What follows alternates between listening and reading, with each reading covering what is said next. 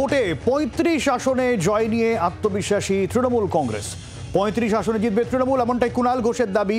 বিজেপিকে ৪ আসনে বেঁধে রাখার হুঁশিয়ারি তৃণমূল মুখপাত্রের। বাম কংগ্রেস রাজ্যে গোল্লা পাবে, মত কুণালের।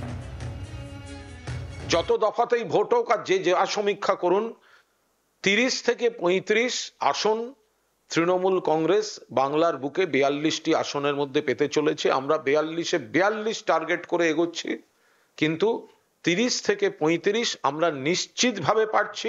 কংগ্রেস এবং সিপিএম শূন্য পাবে। বিজেপি তাদের ২টি, ৩টি, ৪টি সিটের মধ্যে কিভাবে সীমাবদ্ধ রাখা যায় সেটা আপনারা ভোটের দিন দেখতে পাবেন। আমি তো শুনেছি ৪২ নয়, ওরা ৪৪টা আসন পাবে। স্বপ্নের খিচুড়িতে যদি কেউ চামচের পর চামচ ঘি মেশাতে থাকে তাহলে তো কিছু করার নেই। স্বপ্ন দেখা ভালো, হতে শরীর ও মন ভালো থাকে। তবে এই ধরনের কথা বলেও আজকে স্থানীয় কর্মীদের উজ্জীবিত করতে পারছেন না। বরঞ্চ এই প্রশ্নটা ওই জুন মাসের ৬-৭ তারিখ নাগাদ ওকেও করবেন, আমাদেরও করবেন।